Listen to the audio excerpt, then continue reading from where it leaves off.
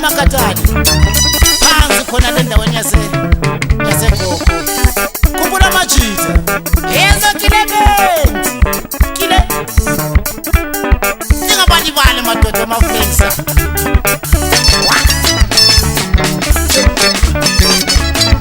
unjalo umuntu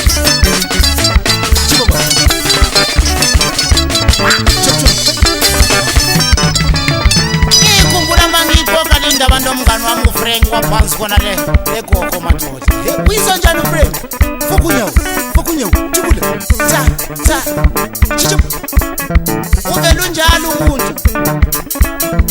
ayikwenza kwakho umuntu indalo yakho kuyo ayimvelo yakho umuntu intando yakhe senza indalo yakho umuntu indlela yakho umuntu ungamusoli umuntu indlela yakhe aphila ngayo intando yakhe aphila vele unjalo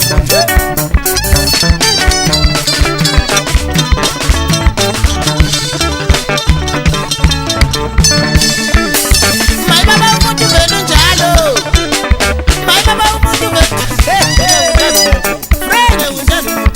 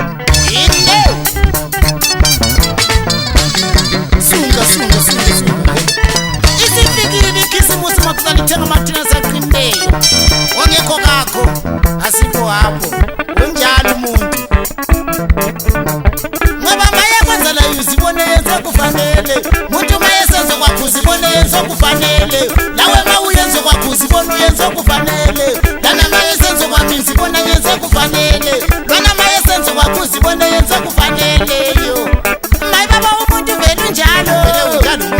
mayi baba umuntu vele njalo mayi baba umuntu vele ayekwenza njalo umuntu vele unjalo umuntu ayindlela yakho umuntu vele unjalo umuntu abanja ngayo impilo vele unjalo umuntu ayindlela yakho